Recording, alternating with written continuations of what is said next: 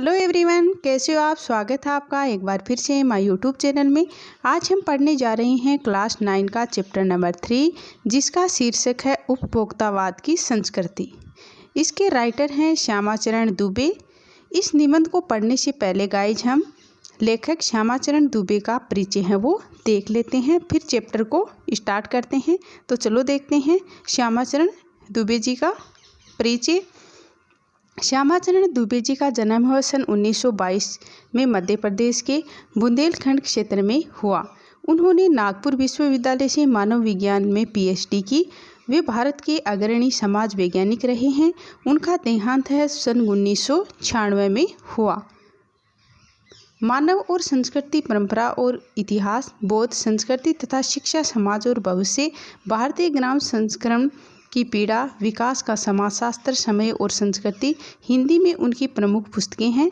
यानी जो श्यामाचरण दुबे हैं, उन्होंने मानव और संस्कृति, परंपरा और इतिहास, बौद्ध संस्कृति तथा शिक्षा, समाज और भविष्य, भारतीय ग्राम संक्रमण की पीड़ा, विकास और समाजशास्त्र, समय और संस्कृति, हिंदी में इनकी ये प्रमुख पुस्तकें हैं।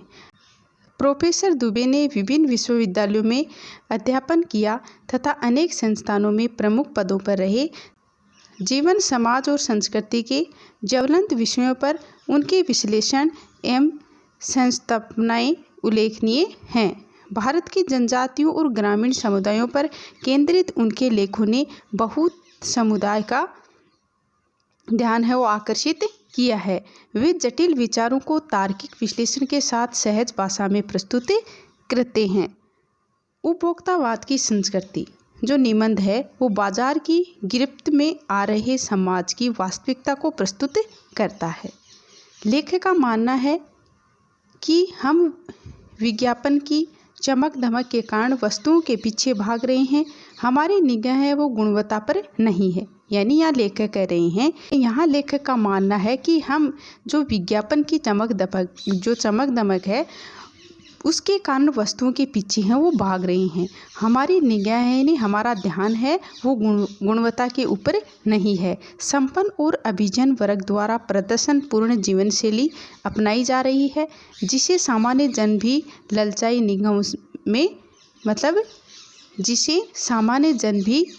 निगाहों से देखते हैं। यह सभ्यता के विकास की चिंताजनक बात है, जिसे उपभोक्तावाद ने परोसा है। लेखक की ये बात महत्वपूर्ण है कि जैसे जैसे ये दिखावे की संस्कृति फैलेगी, सामाजिक अशांति और विषमता भी बढ़ेगी। यानी लेखक का यहाँ मानना है कि जैसे जैसे यह दिखावे की संस्कृति है ये फैलेगी, वैसे वैसे सामाजिक अशांति और विषमता भी बढ़ेगी। अब चलो हम चैप्टर स्टार्ट करते हैं। उपभोक्तावाद की संस्कृति, इसमें लेखक क्या बता रहे हैं वो देखते हैं। चलो, धीरे धीरे सब कुछ बदल रहा है। एक नई जीवन शैली अपना वर्चस्व स्थापित कर रही है। उसके साथ आ रहा है एक नया जीवन दर्शन, उपभोक्तावाद का दर्शन। यानी एक नया जीवन दर्शन क्या है? उपभोक्तावाद का दर्शन। उत्पादन बढ़ाने पर जोर है। चारों ओर यह उत्पादन आपके लिए है, आपके भोग के लिए है, आपके सुख के लिए है। सुख की व्याख्या बदल गई है। उपभोक्ता भोग ही सुख है। आपके सुख के लिए है, सुख की व्याख्या बदल गई है। उपभोग भोग ही सुख है। ये एक सूक्ष्म बदलाव आया है नई स्थिति में। यानी एक नई स्थिति में सूक्ष्म है, जो सूक्ष्म बदलाव है वो आया है तो आपके लिए है। पर आप यह भूल जाते हैं कि जाने अनजाने आज के माहौल में आपका चरित्र भी बदल रहा है और आप उत्पाद को समर्पित होते जा रहे हैं। यानी यहाँ लेखक कह रहा है कि आप जाने अनजाने में आज के माहौल में आपका चरित्र है वह भी बदल रहा है और आप उत्पाद को समर्पित होते जा रहे हैं। विलासिता की सामग्रियों से बाजार भरा पड़ा है, जो आपको लुभाने की जी तोड़ कोशिश में निरंतर लगी रहती है। दैनिक जीवन में काम आने वाली वस्तुओं को ही लीजिए। टूथपेस्ट चाहिए, ये दांतों को मोती जैसा चमकीला बनाता है, यह मुंह की दुर्गंध हटाता है, यह मसूड़ों को मजबूत करता है और यह पूर्ण सुरक्षा देता है। वह सब करके जो 3-4 पेस्ट अलग अलग करते हैं। किसी पेस्ट का मैजिक फार्मूला है। कोई बबूल या नीम के गुणों से भरपूर है तो कोई ऋषि मुनियों द्वारा स्वीकृत तथा मान्य वनस्पति खनिज तत्वों के मिश्रण से बना है। जो चाहे चुन लीजिए। यदि पेस्ट अच्छा है तो ब्रश भी अच्छा होना चाहिए। आकार, रंग, बनावट, पहुँच और सफाई की क्षमता में अलग अलग एक से बढ़कर एक।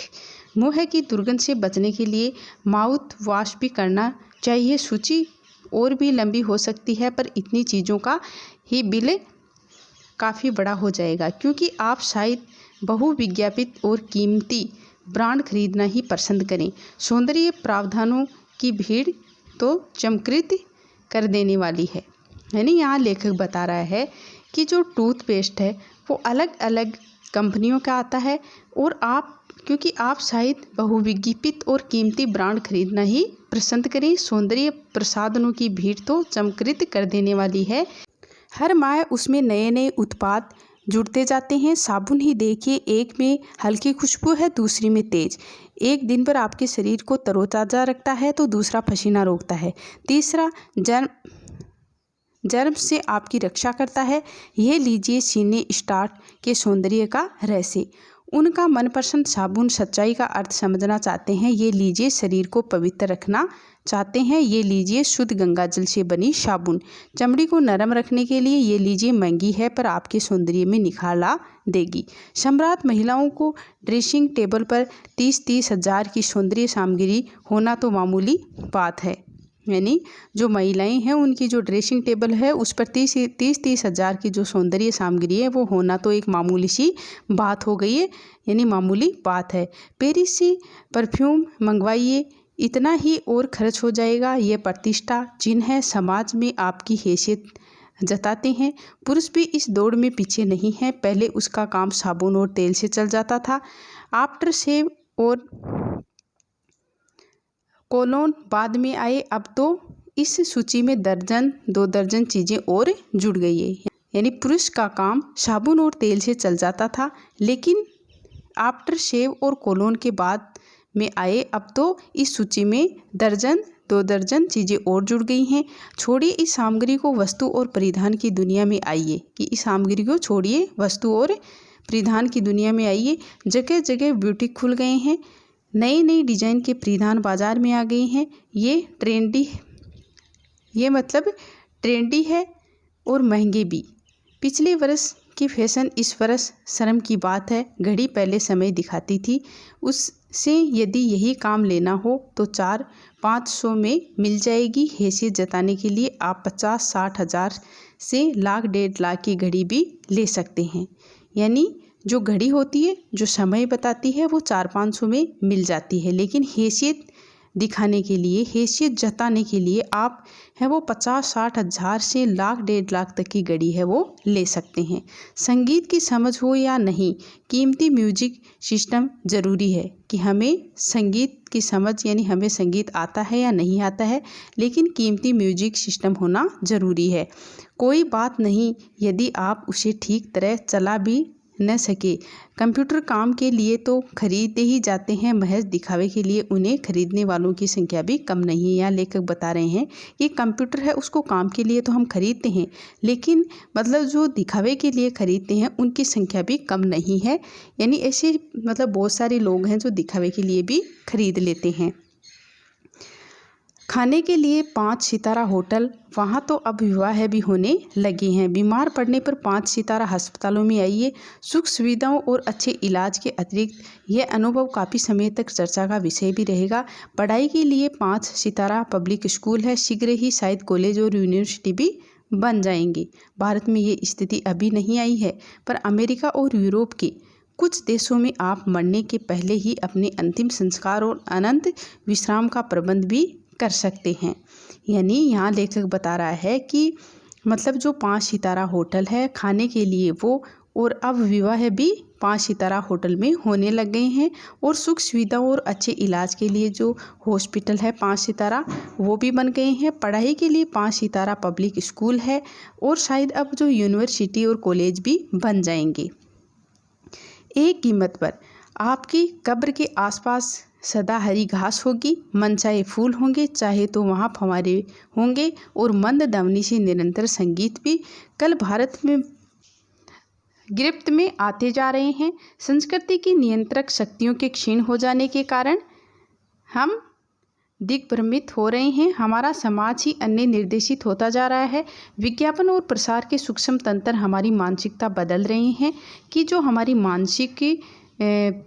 हमारी मानसिकता है उसको जो विज्ञापन है उसके प्रसार के सूक्ष्म तंत्र हैं वो हमारी मानसिकता को बदल रहे हैं। उनमें सम्मोहन की शक्ति है, वंशीकरण भी है।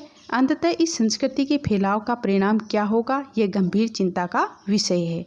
यानी लेखक यहाँ बता रहा है कि सब कुछ ऐसे ही चलता रहा तो इस संस्कृति के फैलाव का परिणाम क्या होगा, ये मतलब गंभीर यानी चिंता करने का विषय है। हमारे सीमित संसाधनों का घोर अपव्यय हो रहा है।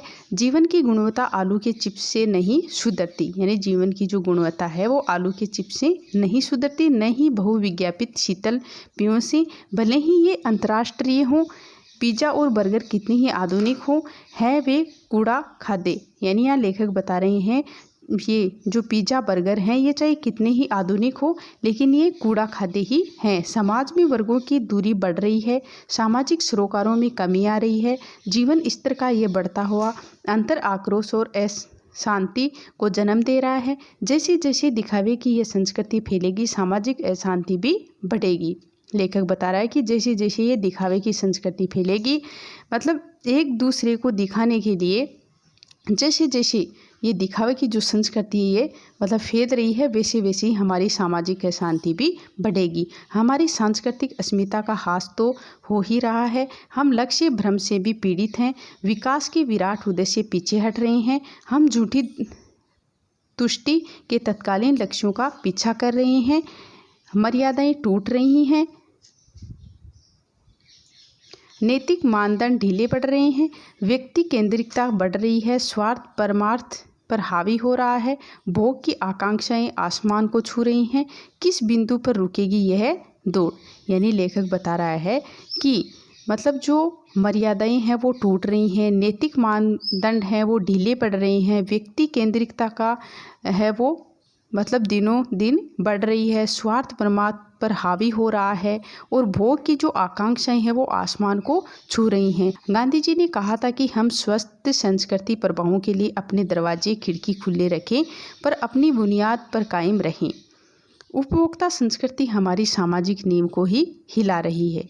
यानी मतलब गांधी जी ने कहा था कि हम स्वस्थ संस्कृति प्रभावों के लिए जो हमारे दरवाजे हैं, जो खिड़की हैं, उनको खुला रखें पर अपनी बुनियाद पर कायम रहना है। उपभोक्ता संस्कृति हमारी सामाजिक नींव को ही हिला रही है। ये एक बड़ा खतरा है, जो एक बहुत ही बड़ा खतरा है, भविष्य के लिए एक बड़ी चुनौती है।